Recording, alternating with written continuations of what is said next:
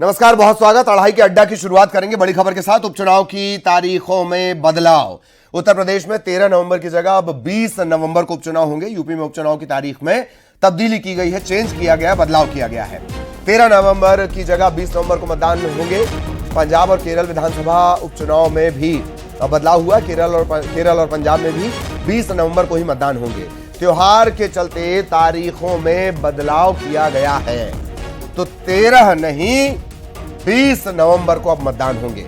जिन जगहों का हम जिक्र कर रहे हैं, यूपी, पंजाब और केरल। यूपी में सबसे ज्यादा सीटों पर बाई इलेक्शन होने हैं, इसे लेकर सियासी सरगर्मी भी बढ़ी हुई है।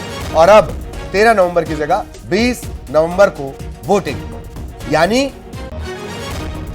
जो प्रत्याशी हैं उन्हें 6 से 7 दिन का और एक्स्ट्रा टाइम मिलेगा। 13 नवंबर की जगह 20 नवंबर को उपचुनाव, वोटिंग।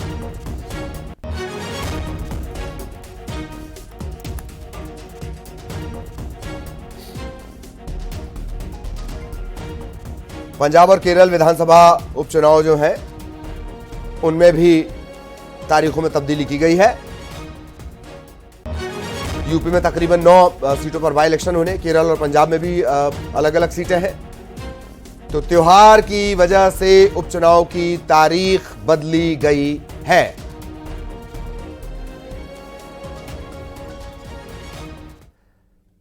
उत्तर प्रदेश के साथ साथ केरल भी लगातार चर्चा में है। केरल की वायनाड सीट से बाई इलेक्शन में प्रियंका गांधी मैदान में है। और यूपी के ये जो उपचुनाव हैं ये इस तरह से लड़े जा रहे हैं जैसे विधानसभा चुनाव की तरह सरगर्मियां इस दौरान हैं। यूपी, केरल और पंजाब में त्योहारों के मद्देनजर तारीख में बदलाव किया गया है, डेट्स चेंज हो गई हैं। 13 नवंबर की जगह 20 नवंबर को मतदान होना है। पंजाब और केरल विधानसभा की जो उपचुनाव होने थे, सीटों के उपचुनाव होने थे, उसमें भी अब 13 की जगह 20। त्योहार के चलते यह तारीख बदली गई है। यूपी, केरल, पंजाब में बड़ी तब्दीली।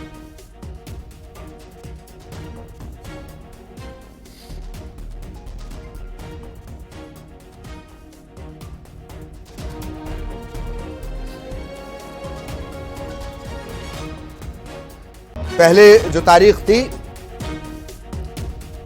वैसे तो यूपी की 10 सीटें हैं पर 9 पर चुनाव हो रहे हैं, मिल्कीपुर उसमें शामिल नहीं है। तो पहले जो तारीख थी 13 नवंबर को वोटिंग होनी थी, 23 को रिजल्ट आने थे। अब 20 को वोटिंग होगी और 23 को रिजल्ट आ जाएंगे। फूलपुर, गाजियाबाद, मजबा, खैर, मीरापुर, सीसामऊ, कटहरी, करहल और कुंदरकी, इन सीटों पर।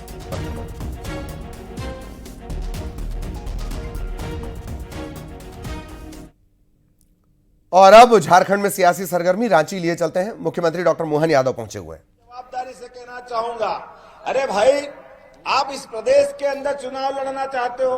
कांग्रेस के लोग दिल्ली में चुनाव लड़ना चाहते थे, लेकिन इनके कर्मों के कारण से जनता ने इनको धता बताई है, क्योंकि इनकी भावना गलत है। ये केवल वोट के लिए, अकेले जम्मू कश्मीर में 40,000 हत्याएं अगर हुई है, उसका पाप किसके माथे है?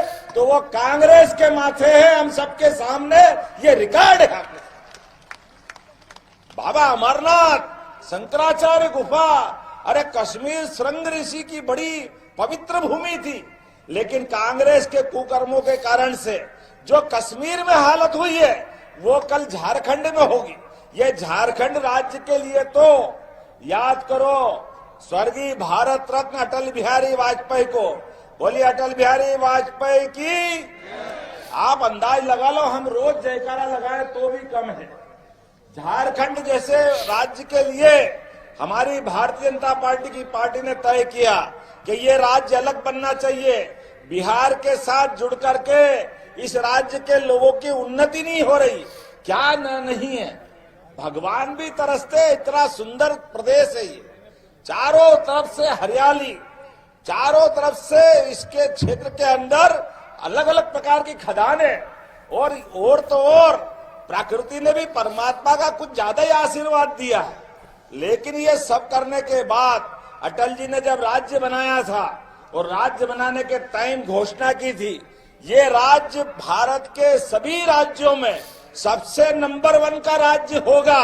ये अटल जी ने कहा था, लेकिन ये बेईमान, उनको अटल जी को भी मालूम नहीं था ये बेईमानों की सरकार आएगी। और कर्म कैसे, आपने कहा आलमगीर नोट गिर रहे हैं उसके घर में, समझ में नहीं आ रहे कहां रख रहे हैं। ये बेईमानों की सरकार आ गई, जिनके पीए के पास भी ये 40-40 करोड़ रुपए निकल रहे हैं। सही बताओ, अगर 100 के नोट की अगर पूरी रेल भर दो तो रेल कम पड़ जाए। संजय जी गलत तो नहीं है? 350 करोड़ किसको कहते हैं? हमारे बाल बच्चों का पेट काट कर ये सारे के सारे मेहनत करने वाले लोग अपने खून को पसीना कर रहे हैं, और ये बेईमान इनको लूट लूट के ले जा रहा है।